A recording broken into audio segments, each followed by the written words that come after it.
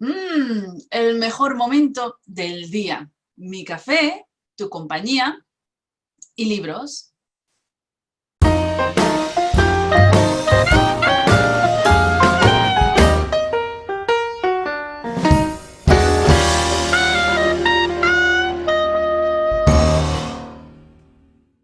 Soy Ana Isabel López, fundadora de Trebularium, que es una editorial de libros de superación personal y creadora del programa Escritor 4.0 Estrategia Imbatible, donde ayudo a los escritores a vivir de escribir, creando un negocio en torno a sus libros de superación personal.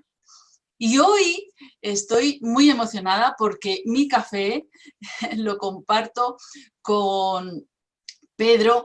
Él siempre pone punto, pero yo he descubierto que se llama Pedro Eusebio. Hola Pedro, ¿qué tal? Hola, ¿qué tal? Bueno, Pedro Eusebio Moya, bueno, es un hombre extraordinario, te va a fascinar cuando veas este vídeo, porque yo no he visto tal cantidad de trabajo que hay detrás de toda su trayectoria y además de tanta ayuda, ¿no? Él es psicólogo de profesión, además hizo las 3 especialidades de psicología, es profesor de la UNED y además es fundador de la Asociación Pro Bienestar Familiar de Villalba, Probianfam, ¿verdad? De Villarrobledo, pero sí. Oh, de Villador, perdón, Nos hemos ido de comunidad autónoma, pero no pasa nada. Eso me pasa por apuntar mal. Pues así, es un placer estar contigo, Pedro. Me encanta que hayas venido a mi canal, me hace muchísima ilusión, porque alguien de tu envergadura, pues eso, que me hace mucha ilusión. Cuéntame un poquito de tu historia, cuéntame un poco de tu historia a mis seguidores que puedan entender un poco por qué digo que este hombre es un hombre de admirar. Bueno, pues lo dices porque siempre estoy, como se dice aquí en mi tierra, ya sabes que me gustan mucho los refranes, como gato en 2 matanzas, que no sabe el animalito dónde acudir. Entonces, yo siempre estoy en varios proyectos a la vez. Esto es así porque desde pequeño, bueno, a ver, no te voy a contar mi vida en Winci, pero te hago un resumen así rapidito. Con 2 años, 2 años y medio, yo tuve un accidente doméstico que me provocó un coágulo de sangre y ese coágulo me provocó una epilepsia que afortunadamente desapareció con el desarrollo. O sea, llegar a los 11 años a la pubertad desapareció. Afortunadamente. Vale, ¿qué tuvo eso como consecuencia? Bueno, pues yo en el colegio no es que fuera bullying, pero sí que sufría rechazo porque no se entiende, o en aquella época, estamos hablando de los 80, no se entendía muy bien lo que era la epilepsia y aparte asusta bastante cuando tú ves a una persona con un ataque epiléptico. Vale. Además, justo 2 semanas antes de cumplir 11 años, pues mi padre falleció de forma repentina, estuvo enfermo solamente 25 días de una afección cardíaca y bueno, pues había que trabajar y estudiar, ¿vale? Porque, como yo suelo decir, seguíamos teniendo la mala costumbre de comer todos los días en casa y había que arrimar el hombro. Vale, entonces eso me hizo decantarme cuando llegué a la edad de empezar a estudiar la carrera, me hizo decantarme por la universidad a distancia, la UNED, Universidad Nacional de Educación a Distancia. Y empecé en el 99, entonces eran todavía licenciaturas de 5 años, no grados, ahora todas las carreras son 4 años, salvo medicina que son 6, pero bueno, todas las carreras son 4 años.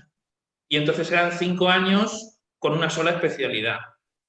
¿Qué pasa? Que en aquellos momentos de mi vida yo no tenía gran poder de decisión y dije, ¿qué especialidad hago? Bah, pues venga, hago las 3 que hay. ¿A qué voy a decidir? Claro. Hago ¿Para qué las 3 que elegir? hay. ¿Para qué elegir? Si soy joven y mucho no tengo. Venga, hago las 3. E hice las 3 especialidades, terminé en 2006. Desde junio de 2006 que terminé, Pues en una excursión, porque hacíamos en el centro de la UNED de aquí de Villarroledo, hacíamos excursiones, cenas, etcétera, etcétera. Cohesión social, ¿no? Que se llama. Pues la que era directora en aquel momento del centro me lo dijo de una forma muy graciosa, proponerme para pasar, como ella dijo, al lado oscuro de la fuerza. Dice, ¿quieres el año que viene pasar al lado oscuro de la fuerza? Total, que terminé la carrera en junio y en octubre, que es cuando empieza la UNED, era profesor. Así hasta 2012, que bueno, por circunstancias, las circunstancias son la gran crisis económica que duró bastantes años, desde 2008 en adelante, y la ineptitud política, que eso nos afecta a todos, pues aquí tuvo que cerrar la UNED. Entonces fui profesor desde 2006 hasta el curso 2012. En 2012, además, también pillaron con las manos en lo que no era suyo a una fundación para la que yo trabajaba como formador, ¿vale? Se dedicaba a dar cursos de formación profesional. Entonces me vi en marzo de 2012, bueno, en mayo concretamente, me vi totalmente en paro, sin los cursos de la fundación, sin la UNED, con una hipoteca porque acababa de comprar la casa que hoy en día es la sede de la fundación, o sea que tengo hipoteca para 2 o 3 reencarnaciones, todos los españoles, y dije, ¿qué hago? A ver, yo en realidad tengo otro sitio para vivir. ¿Alquilo la casa? Y dije, nah, monto una asociación. Y fundé la asociación con un colega, con un amigo, que por cierto es el psicólogo al que nombro en el primer libro, no en este del que vamos a hablar, sino en el primer libro que publiqué allá por 2008. Que hablaremos de ellos. Ha llovido ya. Y que es mi mejor amigo y mentor, y dijimos, pues venga, vamos a crear aquí una asociación. Y otra cosa no, pero en este pueblo asociaciones hay para aburrir. O sea, no sé si somos 400 en un pueblo de 27.000 habitantes. Hay asociaciones para...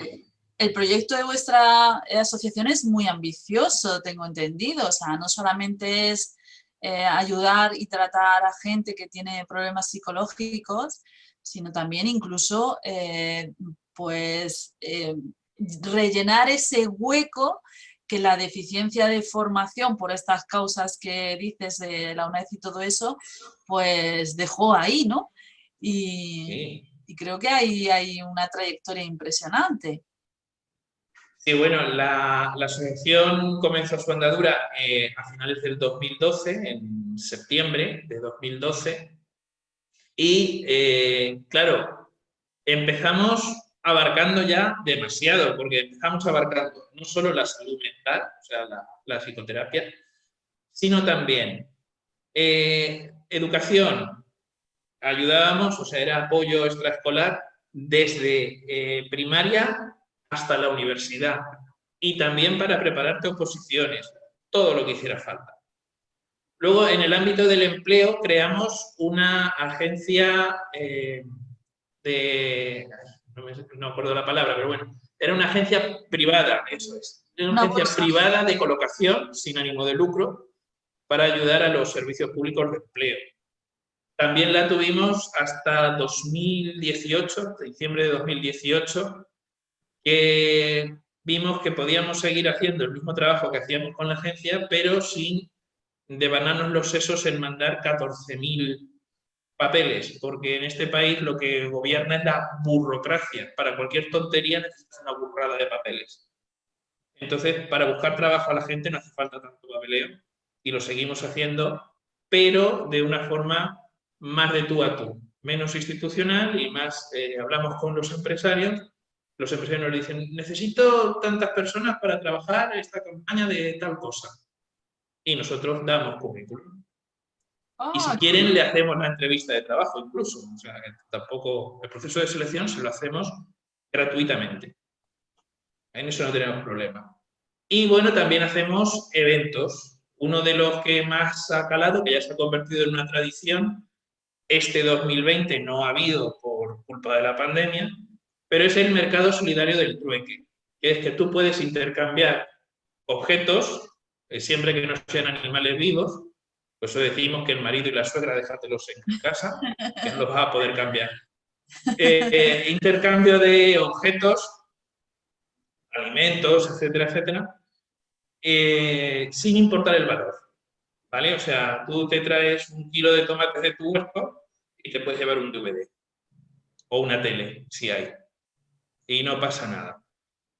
Y lo que hay encima de la mesa a las 2 de la tarde, que es cuando termina el mercadillo, que siempre es el último domingo de agosto, y el domingo anterior a Nochebuena, aunque últimamente ya solamente hacíamos la edición de verano porque la de invierno aquí en La Mancha hace una rasca, que para qué, y empezaba a venir cada vez menos gente. Lo que queda sobre la mesa va para Cáritas, que es otra organización, en este caso ligada a la Iglesia, y que ellos lo repartan o lo vendan para pagar los recibos de la gente necesitada a la que ayudan. Entonces, O sea que hace muchísimas cosas, pero es que además de todo eso que haces como fundador de la asociación, pues escribes libros que hoy vamos a hablar de uno de ellos, pero no es el único. Y además incluso has hecho televisión y además incluso has escrito guiones cinematográficos, ¿no? He escrito guiones cinematográficos, todavía no se han rodado, hay un proyecto para rodar uno de ellos, pero sí, he colaborado con medios comarcales, porque la televisión aquí es comarcal, abarca varios municipios, pero sí, incluso he guionizado los propios programas que hemos grabado en televisión. Hasta hace muy poquito que, ya te digo, la pandemia nos ha cambiado la vida a todos y claro, ya no podemos rodar con las mismas medidas de seguridad que antes. Entonces, pues, algunos programas no se han emitido, pero bueno, ya volveremos a grabar, ya volveremos a emitir, no pasa nada. Nos queda YouTube. Claro que sí, nos queda muchas cosas. Yo creo que, yo siempre digo que hay, además lo digo en todos mis vídeos, siempre digo que hay dos castillos, uno que se está destruyendo y otro que se está construyendo. Y si miras el que se destruye, no miras el que se construye porque lo tienes detrás y viceversa, ¿no? Entonces, uno tiene que elegir hacia dónde quiere mirar, ¿no? Puedes mirar de forma pesimista todo lo que está ocurriendo o puedes mirar como un mundo de nuevas oportunidades, porque siempre que hay cualquier tipo de crisis se abre un mundo de nuevas oportunidades. O sea que es una cuestión, además muy al hilo del libro, porque hablamos de felicidad también, ¿verdad? Exacto. En el libro Por fin yo, ejercicios y técnicas de introspección y autoconocimiento, hablamos primero de la felicidad, de si se puede o no se puede ser feliz. Tengo que avisar, hago un pequeño spoiler, al final no se da por sentada una posición u otra en el debate, siempre se deja que el lector decida. Al final no muere el mayordomo, ¿no? No es el asesino. Al final no se sabe si el mayordomo es el asesino o es que pasaba por allí.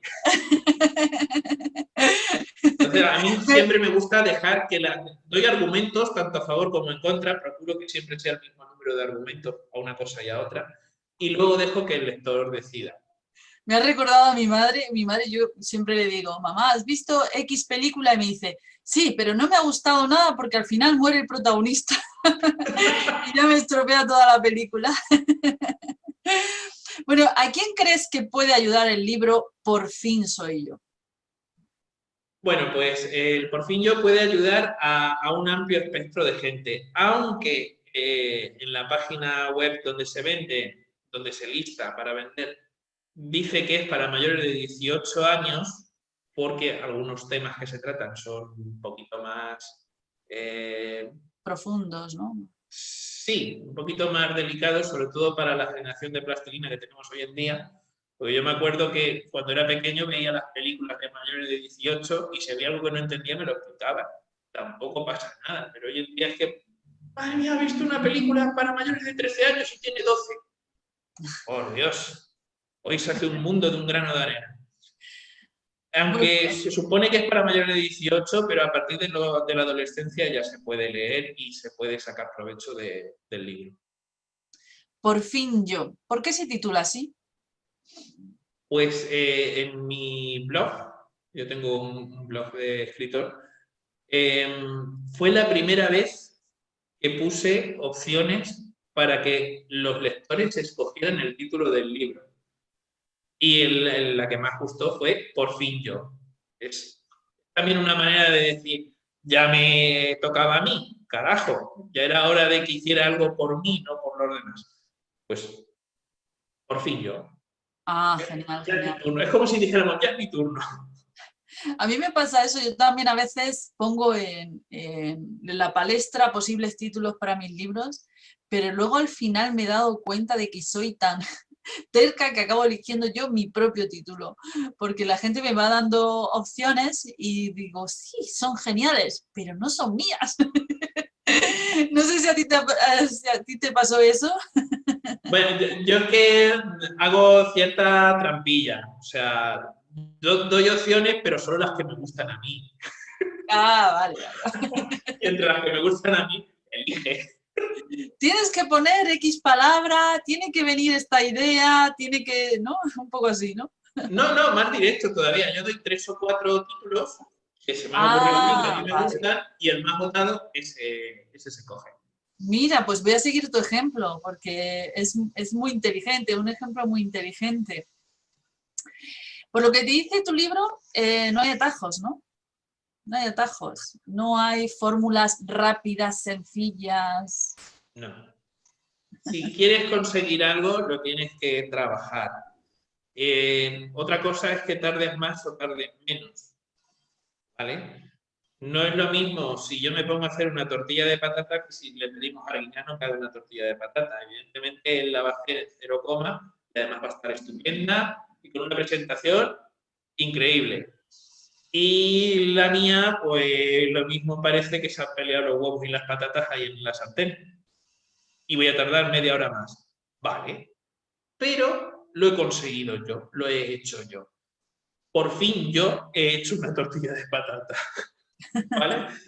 Pues esto sería lo mismo. Si yo quiero solucionar un problema, no puedo ir, como viene mucha gente a consulta, con la actitud de ¿qué tengo que hacer?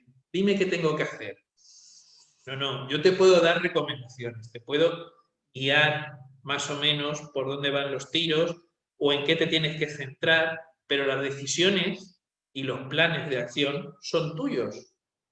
Yo no puedo vivir tu vida por ti. Yo te puedo ayudar a que seas un poquito más feliz con la vida que tienes y las circunstancias que tienes. Y si estás pasando un bache, pues te ayudo a que hagas pie y salgas del fondo de la piscina. Pero no puedo solucionar tus problemas. Eso es lo que viene a decir por fin yo. Yo te doy claves, te doy pistas, intento que sean lo más claras posibles, ¿vale? Oro parece, plata no es. Ya más pistas en la solución. Y la solución la tienes que encontrar por ti mismo o por ti. Claro, en el fondo, al final, todo siempre está dentro de uno, ¿no? La felicidad, dices en tu libro, depende del carácter de la persona, ¿no? Sí, hay gente que nunca va a ser feliz, o sea, eso está claro. ¿Por qué? Porque si es feliz, si cree que es feliz, no puede quejarse. Hay gente que adora quejarse y el llorar, el decir, ay, es que lo estoy pasando fatal. Y si lo sacas de ahí, porque en realidad no lo está pasando fatal, es cuando empieza a pasarlo mal de verdad. O sea, hay gente adicta al sufrimiento, ¿vale? Esos no pueden ser felices. Los adictos al sufrimiento no pueden ser felices nunca. ¿Por qué? Porque la felicidad se define, una de las formas de definirlo es la ausencia de sufrimiento. Claro, si una persona que es feliz metiendo el dedo en sus propias llagas, le quitas las llagas, pues la fastidia. Entre No va a otras poder ser cosas, feliz. entre otras cosas, quizá porque a lo mejor sea la forma en que esperan la atención de los demás, ¿no? El cariño de los demás. Es una manera de reclamo social en el que están esperando que, pues, a ser consolados y por eso necesitan sufrir para que puedan ser consolados. Quizá sea Es la que explicación. Disney ha hecho mucho daño con esto de que vengan a rescatarnos y se les dé también. Eso ha hecho mucho daño a la sociedad. ¿Cuánta Y razón? ¿Cuánta hay razón? gente que espera ser rescatado o rescatada, entre comillas, de sus circunstancias y no saben que se pueden convertir en su propio héroe o Eso. heroína. Qué gran idea, qué gran idea. Yo siempre digo en mis libros, como sabes, como te comenté, escribo sobre maltrato, siempre digo que ser víctima se puede elegir. Bien es cierto que te puedes encontrar, evidentemente, aunque tú no lo busques, te puedes encontrar a alguien que te haga daño. Pero yo siempre pongo el ejemplo de si tú estuvieras 10 años dando defensa personal en un gimnasio y un día vas por la calle y te encuentras con un atracador, ¿eres víctima? A lo mejor ya no eres tan víctima, ¿no?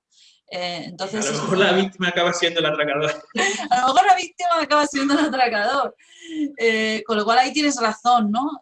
Depende de... Me ha encantado tu forma de verlo, porque es una forma distinta. No tenemos por qué esperar a que nos rescaten. Nosotros podemos ser nuestro propio héroe. De hecho, yo creo que sería la frase de este vídeo, ¿no? Nosotros podemos ser nuestro propio héroe. Me ha encantado. ¿Qué hace que alguien lo encuentre todo sin aparente esfuerzo y que otras personas se tienen media vida trabajando y no consigan lo que buscan? Bueno, aparte de que el azar existe, aunque mucha gente intente negarlo, el azar existe, las casualidades pasan. No, tampoco se puede tener eterna suerte, igual que no se puede ser eternamente feliz, no se puede tener eterna suerte. Lo que pasa es que hay gente que parece que todo le viene de cara porque afrontan las cosas con optimismo. Es decir, se me pincha la rueda del coche. Qué fastidio. Pero mira, me ha servido para conocer a la persona que lleva la grúa y a lo mejor a partir de ahora somos amigos forever after ever.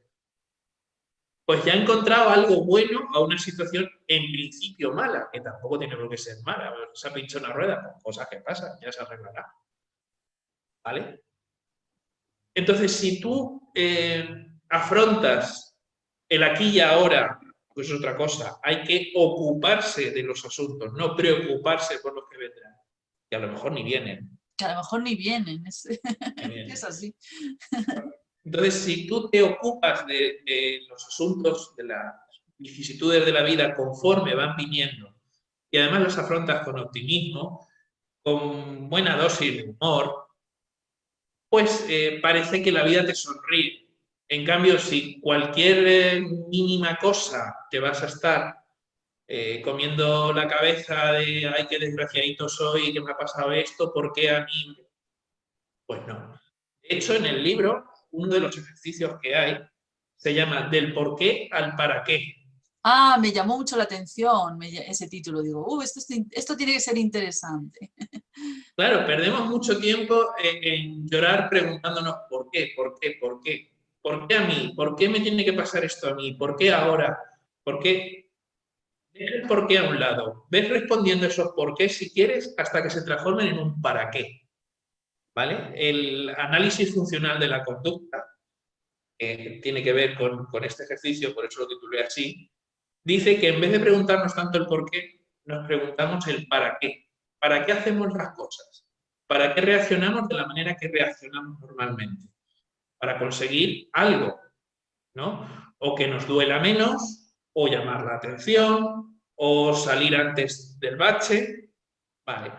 Ahora bien, esa manera de actuar o de conducirse en la vida es efectiva. ¿Hemos conseguido los objetivos que nos proponemos? ¿Hemos salido del bache? ¿Nos sentimos mejor o nos duele menos? Pues muchas veces, y por eso se necesita cierto tipo de ayuda. En este caso, un libro, un manual de autoayuda. Por cierto, siempre me ha hecho gracia que se llamen de autoayuda. ¿A quién ayuda? ¿Al que lo escribe o al que lo lee? Yo todavía estoy ahí. Para mí escribir es una forma de terapia también.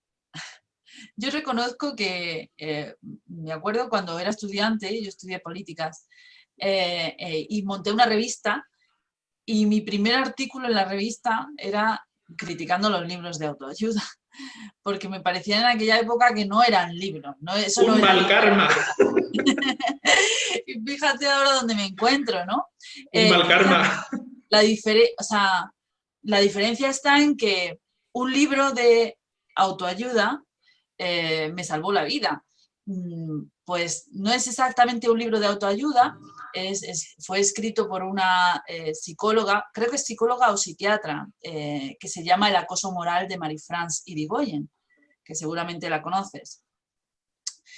Y ese libro a mí me ayudó a comprender mi realidad de aquel momento y a partir de entonces pues empecé a respetar los libros, ya no tanto de autoayuda, ¿no? De hecho ya el término no se utiliza tanto, es más bien pues eso, de superación. A mí me gusta llamarlos de superación personal, ¿no? De libros que nos ayudan a resolver cosas en nuestra vida que no funcionan. Esos son los libros que a mí me gustan, que me ayudan, que me dan una visión que no podría tener de otra forma, ¿no? Y esa visión me permite salir de un atasco personal. Yo creo que un poco esos son los libros que, por supuesto, dentro del mundo de la autoayuda hay de todo, ¿no? Pero, como digo yo, muchas veces tienes que leer mucha paja hasta encontrar la aguja perfecta. Y eso es lo que hay. Quizá a lo mejor tu libro es la aguja perfecta, ¿no? Pero que a lo mejor los que van buscando paja con dificultad puedan encontrarla, ¿no? Porque además yo veo que tu libro está apoyado sobre tesis psicológicas, sobre autores, o sea, es un libro que realmente está bien documentado, que no es un libro, pues, de hecho, además, en tu propio libro hablas de los gurúes de la autoayuda, ¿no? De los vendehumos. Yo le llamo vendehumos. Sí, a ver, a mí me fastidia mucho. A lo largo de los años, trabajando como psicólogo, me he encontrado con gente que me dice, es que he llamado a un 806 de estos del calor y no me han dado solución. ¿Qué piensas? ¿Qué estacazo tiene? Pero bueno, vamos a ver. Es que eso no son soluciones. Igual que los autodenominados life coach o entrenadores de vida, que muchas veces no han tenido una vida como para decir, es que ha pasado por unas circunstancias que le permiten, sin tener formación, le permiten dar consejos. Esa es otra cosa. Lo que puede funcionar para una persona puede que para otra no funcione.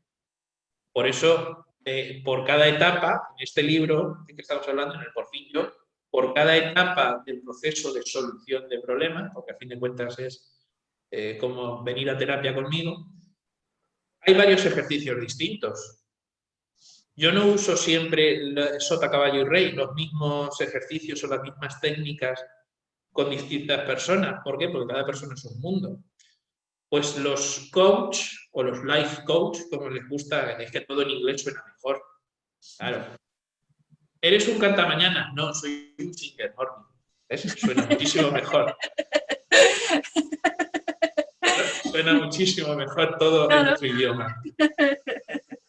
Vale, gente que ni tiene formación ni tiene una experiencia vital como para ser capaz de aconsejar a otras personas y en cambio les venden humo, por eso les llamo vendehumos, y les sacan pastizales. O sea, yo he tenido gente aquí en la asociación que me dice que por un fin de semana de una convivencia con un life coach famosísimo, le han sacado 2.000 euros. Digo, pero vamos a ver, ¿cómo se te ocurre soltarle 2.000 euros a un tío que no conoces de nada para que te suelte 4 milongas? Si es que no. Pero bueno, por eso aprovecho para darles cera un poquito a los vendehumos porque me cabrea bastante que se aprovechen de la desesperación de la gente. Sí, ¿no? Que quizá haya, dentro de este mundo es fácil que haya todo tipo de personas, ¿no? O sea, personas realmente honestas que quieren realmente ayudar y luego personas que se quieren lucrar y que no encuentran el sentido del trabajo que hay detrás, ¿no? De hecho, Exacto. además, yo sigo muchos life coach, como tú dices, los sigo y los auténticos, o sea, los que sí que es verdad que tienen contenido, que tienen enjundia, ¿no?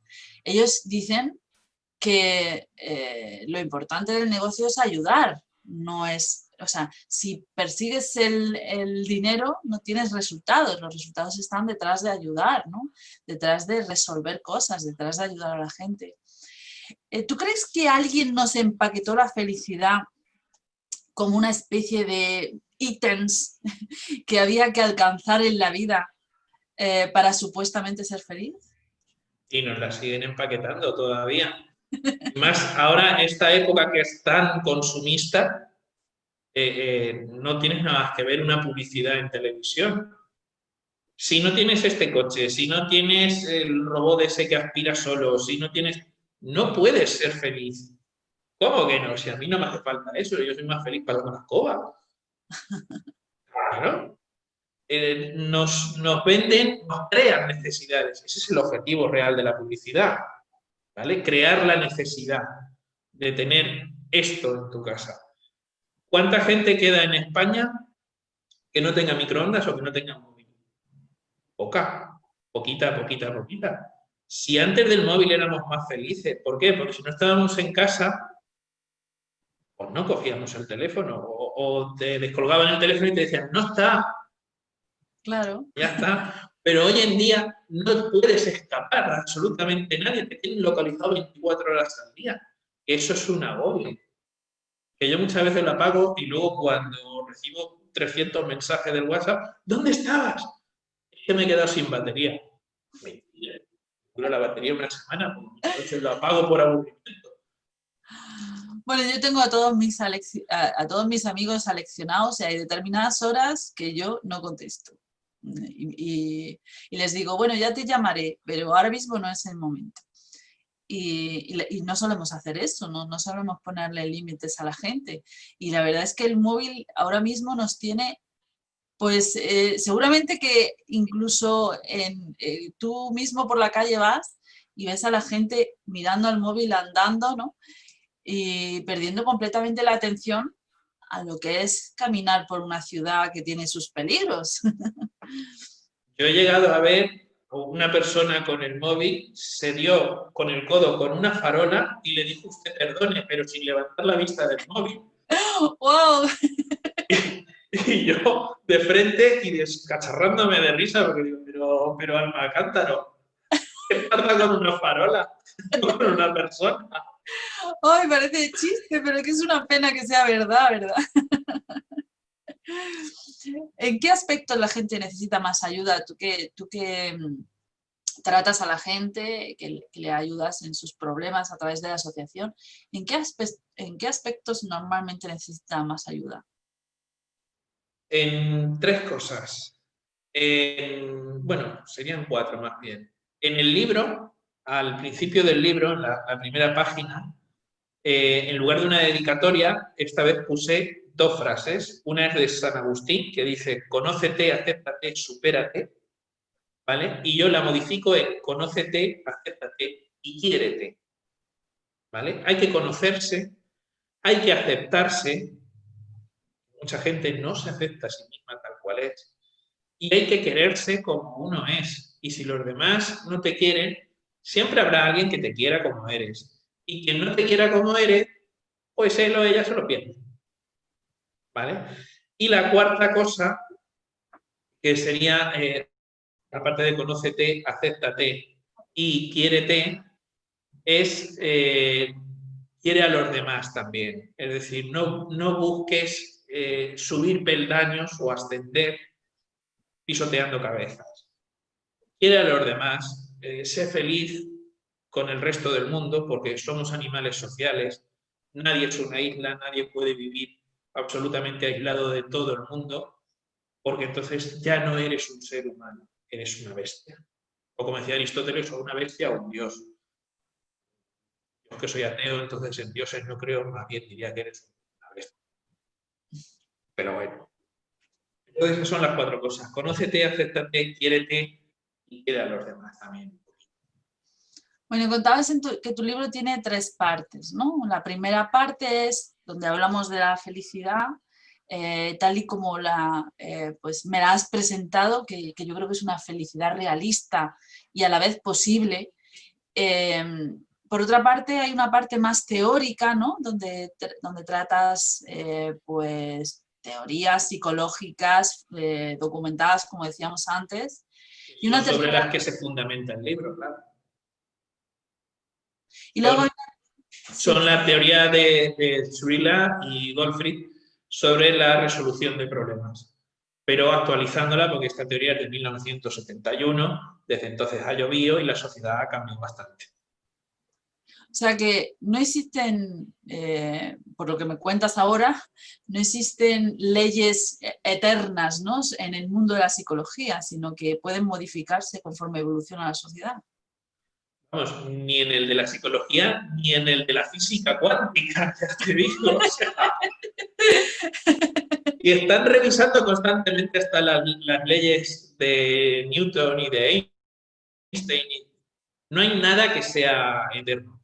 Eterno, genial. Entonces, todo cambia, todo evoluciona.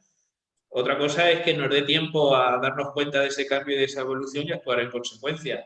O quedarnos en los patrones de acción fija, de decir, yo pienso así, me pongo las antojeras, como los burros, y ya no me muevo de mi posición. Pues no, hay que ir evolucionando con la vida, con las circunstancias y con el momento que nos ha tocado vivir. Claro que sí. Y luego hay una parte práctica donde el lector puede hacer ejercicios sobre sí mismo con la finalidad pues, de conocerse y como quizá a lo mejor lo que tú decías, de amarse, de aceptarse tal y como es, ¿no?, y de superarse. Entiendo que es la finalidad. ¿Por qué no nos dices alguno así? Bueno, ya nos has anunciado el del por qué al para qué. ¿Tienes alguno así un poco...? Pues mira, por cada fase, el proceso para solucionar los supuestos problemas o los problemas, lo que tengas en este momento, la vicisitud a la que te estés enfrentando en la vida, ese proceso tiene 5 fases. Por cada fase hay 4 ejercicios muy distintos entre sí para que se pueda adaptar el proceso a todo tipo de personas. Siempre habrá una pequeña parte a la que no le funcione, en absoluto. Lo siento, ya escribiré otro a ver si consigo ayudar a más gente. Pero bueno, siempre habrá una pequeña parte que no le funcione. Pues hice uno para las fases 2 a 5, cogí uno de los ejercicios y los hice un vídeo y los tengo en un canal de YouTube. En un canal de Perico y Pico, porque como tú bien has dicho al principio, mi nombre completo es Pedro Eusebio, lo que pasa es que nadie dice esas 3 vocales que hay juntas, es Pedro Eusebio al final. Y no me gusta, pues dije, a ver, todos los Pedros somos Perico, pues yo Perico y Pico, porque el nombre es largo de narices. Pues en un canal de YouTube es de Perico y Pico, hay un vídeo por cada una de las fases 2 a 5, por ejemplo. Lo dejaremos en las notas del vídeo para que la gente pueda entrar, ¿vale? Muy bien. En la primera parte, la primera fase, que no tiene vídeo, pero hay 2 ejercicios que me gustan mucho. Uno es el listado de ideas irracionales de Albert Ellis, que dice que son ideas muy extendidas entre la gente y que en realidad nos hacen daño. Por ejemplo, una de las ideas más extendidas es tengo que gustar a todo el mundo. Pues no. Habrá gente que le caiga bien, y habrá gente que le caiga mal, y habrá gente que pase de mí olímpicamente. Y eso hay que aceptarlo. ¿Vale? Otro ejercicio, que haré el vídeo pronto, a ver si me da tiempo estas navidades y también lo colgaré, es el ascensor de mi conciencia. Y ese vídeo se basa, o ese ejercicio se basa en que todos, de alguna manera, somos invitados dentro de nosotros mismos, ¿vale? yo creo que nunca nos llegamos a conocer al 100%, por mucho que trabajemos la introspección y el autoconocimiento. Entonces, somos invitados dentro de nosotros mismos como si estuviéramos en un ascensor visitando distintas plantas de un hotel. Y en ese hotel, pues cada planta supone un tipo de problemas que se puede tener en la vida, pues, con las relaciones afectivas, con las adicciones, con esto, con lo otro, con lo demás para allá. ¿Vale? Entonces ese ejercicio me gusta mucho, es uno de los más largos, porque tienes que ir pasando por cada planta y viendo a ver si tienes problema o no en esa planta. En la fase 2 hay un ejercicio, que sí que está ya en internet, en YouTube, que se llama la balanza, que es cuando decidimos afrontar los problemas, ¿qué le vamos a dar más peso? ¿A la razón o al corazón?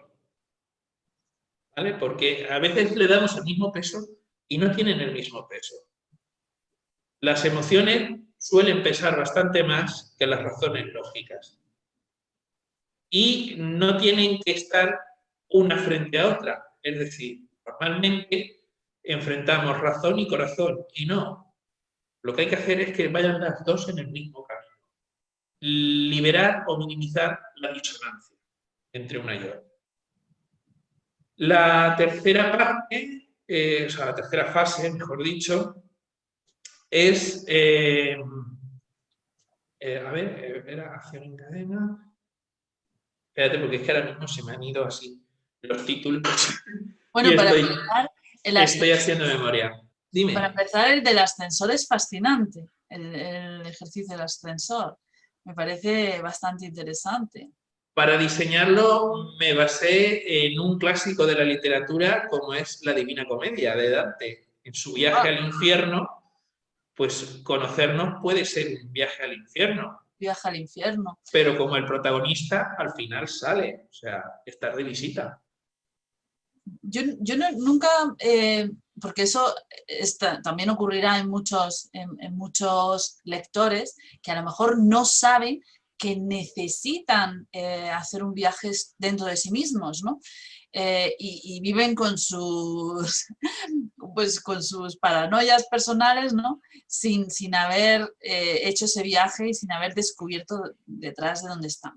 Yo me acuerdo de forma intuitiva que me decía a mí misma, rasca lo que hay detrás, ¿no? O sea, intenta ser sincera contigo misma, porque muchas veces nos engañamos y además vamos montando capas de autoengaño unas encima de otras y luego no descubrimos lo que hay detrás de todo eso, ¿no? Y de repente nos encontramos con algo extraño que no tiene sentido y en el fondo es el resultado de un montón de capas de autoengaño, quizá, ¿no?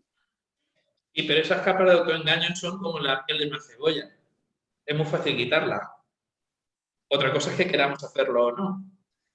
Esa es Ahí otra. está la cosa, claro. Ahí está la cosa. Claro, entonces a través de estos ejercicios sí que vamos quitando esas capas. La balanza, las piezas del puzzle es responder, con forma de puzzle, responder a las preguntas básicas: ¿qué? ¿Por qué? ¿Cuándo? ¿Dónde? ¿Cómo? ¿Para qué? ¿Y cómo voy a reaccionar? ¿No? ¿Qué puedo hacer después? ¿Qué ha pasado y qué puedo hacer después?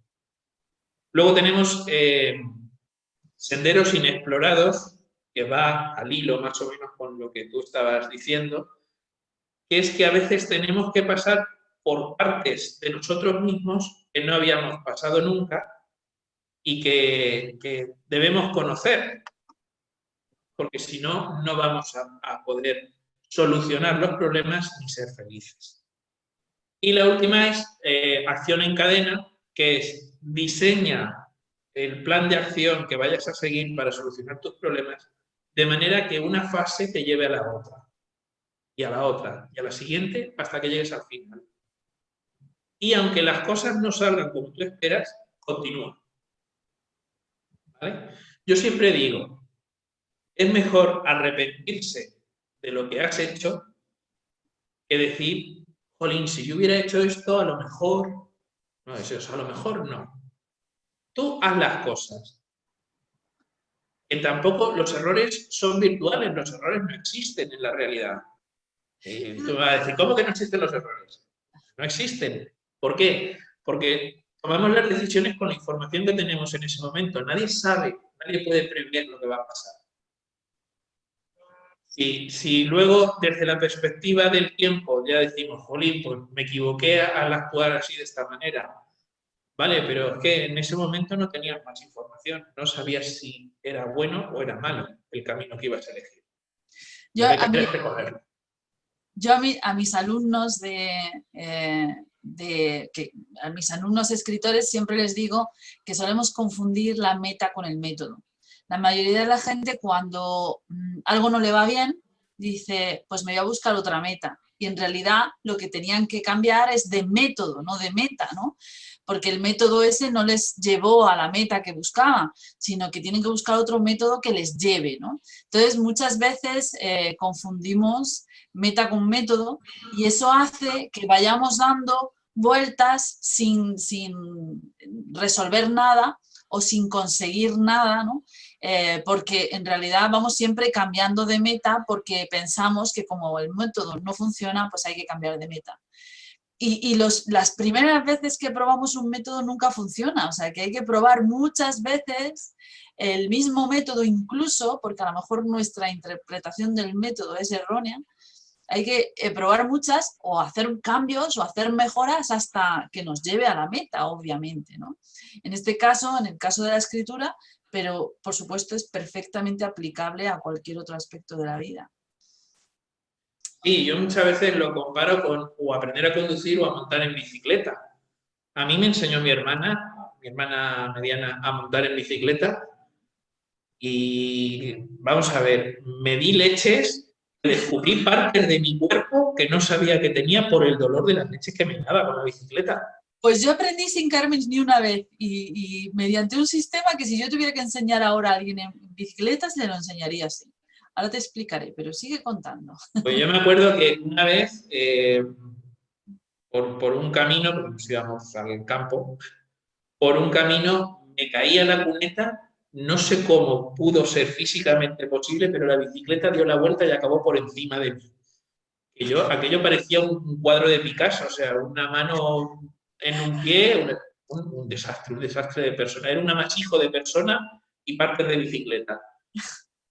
Pero aún así, cuando pude, me levanté, volví a coger la bicicleta, la enderecé, porque hasta se había hecho un 8 la propia bici, y volví a intentarlo. Y eso es lo que hay que hacer, volver a intentarlo. Claro, hasta que salga. En la universidad había una frase de estas que escriben los alumnos en las mesas que ponía 7 veces caído, 8 levantado. Digo, sí, eso es correcto. Y luego debajo, otro alumno distinto, porque la letra era distinta, le había escrito, pues háztelo mirar porque eso no es normal. Digo, también lleva razón, ¿no? A ver, si te has caído varias veces, no esperes a caerte todas las veces. O sea, cambia la forma de hacer las cosas. Algo, ¿no? Porque si no, ya sabes que el final es darte otra leche. Es lo que decía Einstein, ¿no? Si siempre haces lo mismo, ¿cómo esperas resultados diferentes, ¿no? Exacto. Sí. A fin de cuentas es el principio de la ciencia, ¿eh? Que se puedan replicar los experimentos y si se consiguen resultados diferentes, a ver qué pasa ahí. Así es como avanza la ciencia. Claro. La psicología también. Pues ahora te voy a explicar cómo aprendí yo a montar bicicleta. A ver. Verás, fue en un viaje que hice a Barcelona, porque yo tengo familia allí, concretamente a Lérida. Fui a Barcelona y a Lérida. Y concretamente en Lérida tenía unos primos que tenían unas bicicletas y tenían la costumbre de tirarse por una pequeña rampilla. Y yo no había aprendido a montar en bici en aquel tiempo y me dieron una bicicleta en mis manos. Dice, no tienes nada más que bajarte por la planta y tú dejas los pies fuera de los pedales, te bajas por la rampilla y cuando ya vayas frenando la bicicleta, pues frenas, o sea, pones los pies. Y eso hacía. O sea, me dejaba caer. Era una rampilla muy pequeña, o sea, que no había riesgo de caerse ni nada, ¿no? Por eso no me caí ni una sola vez. y estaba aprendí el equilibrio pues teniendo los 2 pies estirados, sin poner los pies en los pedales. Y entonces fue una mañana que nos tiramos toda la mañana haciendo eso, venga, una y otra vez, hasta que un día dije, bueno, ¿y qué pasa si pongo los pies en los pedales? Y en ese momento los puse, vi que funcionaba y seguía andando y ya supe montar en bicicleta. Y me pareció, yo creo que es una de las experiencias de mi infancia más bonitas porque, pues eso, aprendí, digamos, rompiendo el miedo. A mí nunca, en ese momento nadie me había enfrentado a montarme en bicicleta. Y fue pues un poco la intuición, rompiendo el miedo y a través del juego y de la diversión, jugando con unos primos. Pues yo creo que fui de los más buscados por el MOPU, el Ministerio de Obras Públicas, por romper cunetas. Bueno, además, Pedro tiene otros libros, por supuesto, esto no es el único libro, que es ya de por sí es un libro interesantísimo. Yo creo que es un libro que puede ayudar a mucha gente, pero no es el único. Tienes otros títulos de superación personal y luego tienes otros títulos novelados, que ya me explicarás lo que es la novela psicosocial, pero quiero saber antes estos títulos de superación personal, de los que luego ya hablaremos largo y tendido, porque uno de ellos me interesa muchísimo, el de Sin humos, pero bueno, te dejo a ti que los presentes. Bueno, pues yo empecé a escribir empecé a publicar en 2008, a escribir muchísimo antes. Empecé a publicar en 2008 y el primer libro fue Habilidades sociales, desarrolle todo su potencial. ¿Por qué? Porque este libro iba a formar parte de uno de los cursos a los que yo me dedico a impartir, ¿vale? Como formador, que es en realidad de lo que vivo, porque yo de la asociación no cobro nada. Entonces, lo escribí. Lo escribí en muy poquito tiempo, pero aún así salió bien, ¿vale? Porque iba con todas las prisas del mundo. Es también un libro de ejercicios, es decir, hay una parte teórica y una parte más práctica en la que se dan ejercicios pues, para desarrollar, si no la tienes mínimamente desarrollada, o aumentar la autoestima, la capacidad de empatía, la capacidad de persuasión, saber comunicar malas noticias, aceptar y recibir, o sea, recibir y dar críticas y aceptarlas.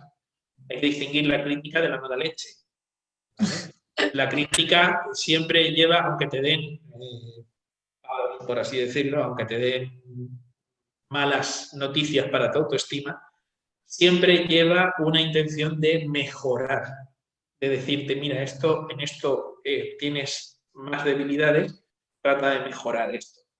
¿Vale? La mala baba o la mala leche es decirte lo que haces mal, pero sin intentar o sin intención de que lo hagas mejor, solamente por hobby.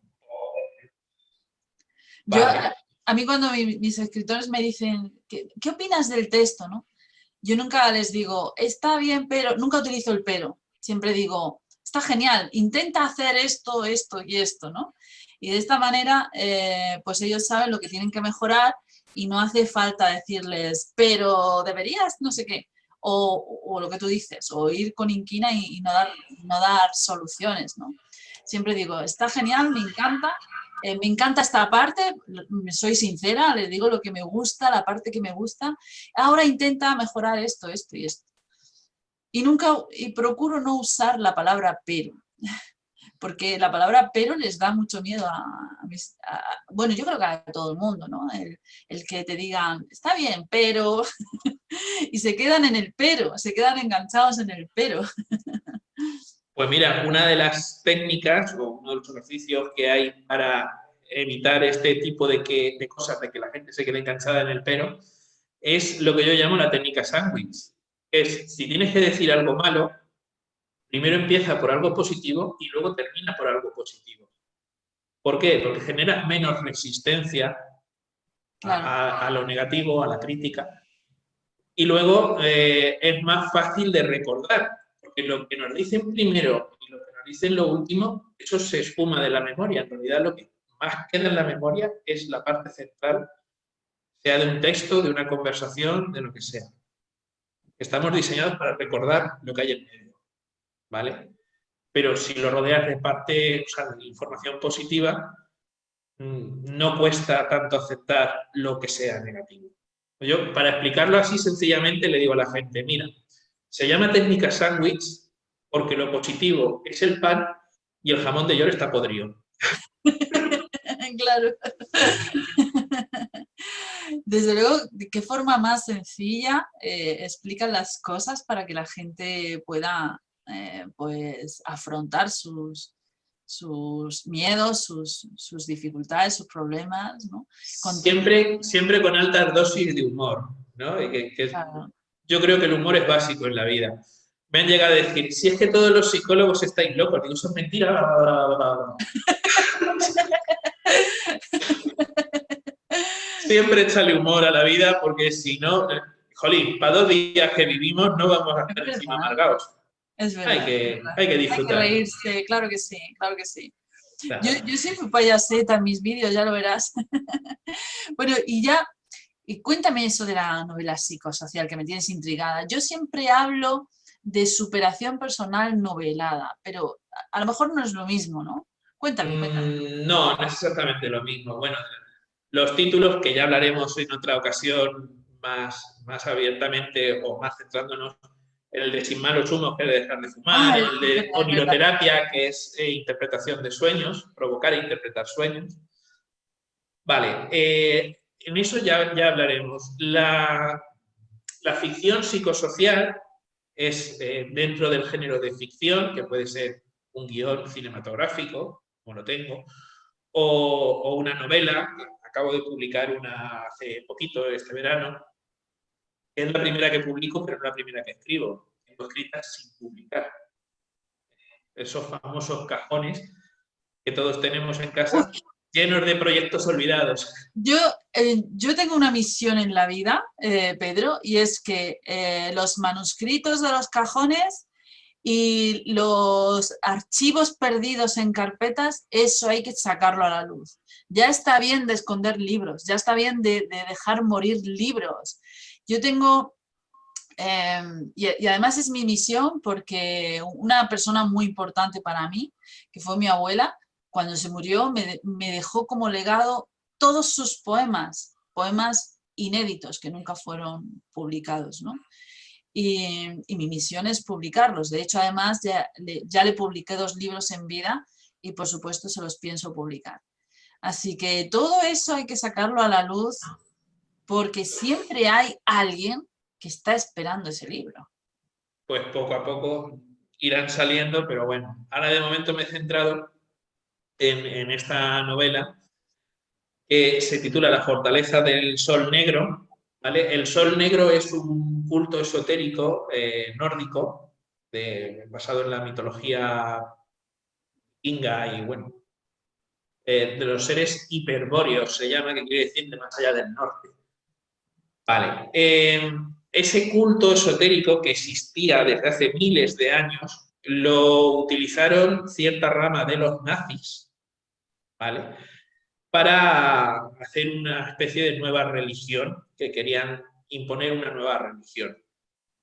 Un simpatizante de los nazis tiene, si Guy Baxter, lo podéis buscar, escrito G-U-Y, Baxter, se puede buscar en internet, era un simpatizante de los nazis, un hotelero inglés, que en una isla del condado de Exuma, en el Triángulo de las Bermudas, construyó una fortaleza, una especie de castillo u hotel para los nazis, para el retiro de algunos nazis. Pero esto es real. Esto es real. Esto es real. Wow. Me hizo mucha gracia porque está en una isla privada que está en venta. Que bueno, si tienes 46 millones de dólares así sueltos en los bolsillos, te la puedes comprar. Pero lo vi en internet que me hizo gracia, se vende isla privada con castillo nazi. Digo, tócate los pies. Y te hace un castillo nazi a tomar viento en el Triángulo de las Bermudas. Pues ahí está. Y eso lo combiné con ciertas historias. Las historias son reales. A ver, los asesinatos que suceden en la novela, no, No. evidentemente. Está apoyada sobre una realidad, ¿no? Pero luego tiene su Exacto. parte de ficción. Tiene su parte de ficción, pero los personajes, los protagonistas, sí que están basados en personas reales que yo he tenido en consulta, no solamente físicamente, porque ya sabes que hoy en día también tenemos consultas por teléfono, por internet, etcétera, etcétera. Entonces, los personajes físicamente se basan en actores famosos y actrices famosas, y psicológicamente se basan en historias que yo he tenido eh, en consulta. Entonces, la ficción psicosocial es que lleva una parte de ficción, pero la gran mayoría de la historia lleva un trasfondo psicológico real, de personas reales, personas que me han llegado a decir, a ver, hay dos frases en la novela. Una es medianamente fuerte, pero la otra es súper fuerte. No sé si se puede decir o tenemos que poner aquí 3 o 4 rombos. Ponemos pi, hacemos pi. Pero bueno, ya si eso, luego editas el vídeo y le pones el soniquete. Es la más o menos fuerte, pero que se puede decir, era un chaval que vino aquí. A ver, la novela se basa sobre la diversidad sexual. Entonces, un chaval que dice que, ¿no?, que es gay y que cuando sus padres se enteran, me lo traen a consulta y el padre me dice, ahí lo tienes, a ver si lo puedes arreglar. Y claro, el chaval decía, a ver, que yo no soy un electrodoméstico roto. Qué Claro, lástima. una de esas frases es esa. Y la otra, que lleva bastante carga sexual, es un hombre casado que su mujer lo pilla acostándose con un empleado suyo, jovencito, y dice, para darle explicaciones a ella, le suelta, a ver, cariño, es que la boca que me la no es la boca que besa a mis hijas. Wow. Ese tipo de cosas se llegan a oír en la consulta de un psicólogo.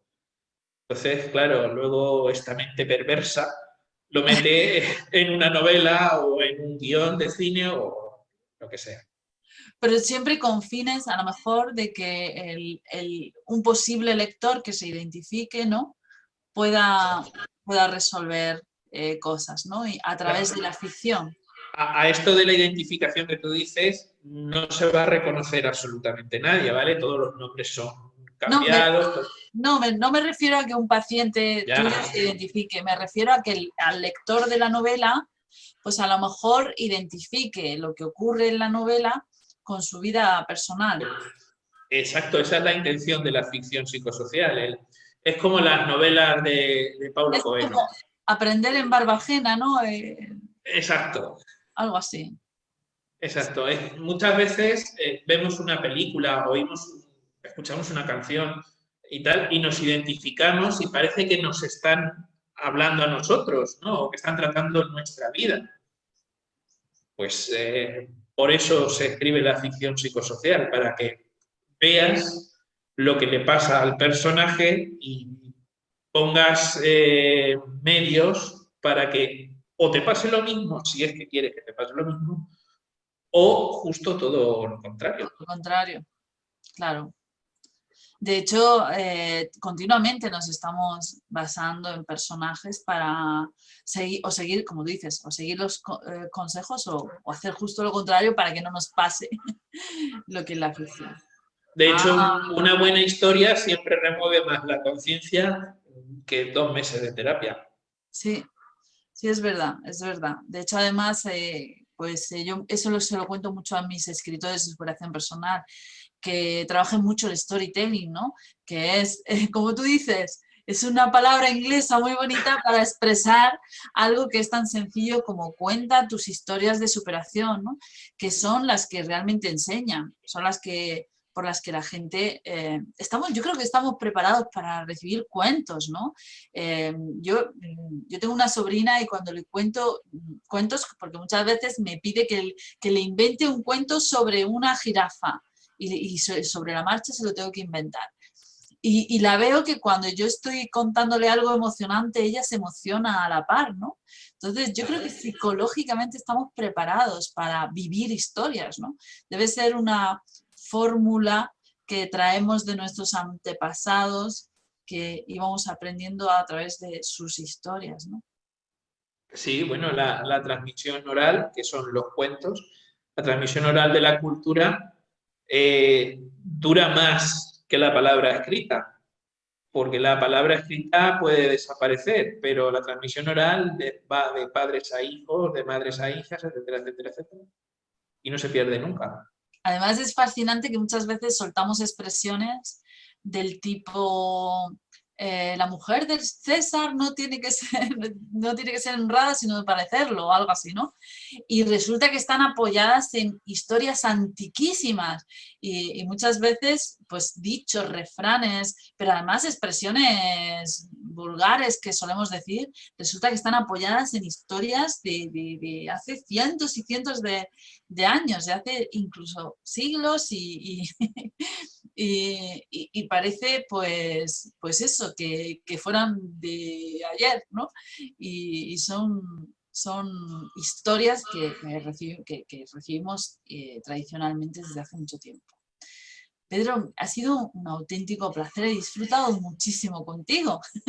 Tienes que venir otra vez, tenemos que hablar de esos libros Cuando quieras. cuyos títulos hemos mencionado de soslayo, pero como te he dicho, por ejemplo, tenemos que hablar de adicciones, que yo sé que tú trabajas muchísimo ese tema y me parece interesantísimo abordarlo y tenemos que hablar de muchas cositas, seguro que sí. Cuando quieras volvemos a conectar y a charlar un rato. Pues claro que sí. Bueno, pues para todos aquellos que habéis visto este vídeo, muchas gracias por habernos acompañado. Ya sabéis que en las notas del audio os dejo todos los datos de Pedro, sus libros, sus enlaces, su página. Además, seguramente si necesitan algún tipo de ayuda psicológica pueden contactar a través de tu asociación, con lo cual me tendrás que pasar enlaces. Bueno, ahora después hablaremos tú y yo largo y tendido. Y si eres escritor, recuerda que mi plan, de hecho además lo he dicho mucho a lo largo de la entrevista, es ayudar a personas a vivir de escribir sobre sus libros de superación personal, con lo cual si tienes alguna duda, algo en lo que yo te pueda ayudar, te dejo abajo un formulario donde pues escribes todo quien tú eres y hacemos una llamada de oportunidad y hablamos y en lo que te pueda ayudar estaré encantada de hacerlo. Pedro, yo siempre brindo mi café al final de este café contigo y hoy quiero brindar mi café, no sé cómo lo verás tú, por esa felicidad realista que habla tu libro. ¿Te parece bien? Vamos allá. Vamos allá.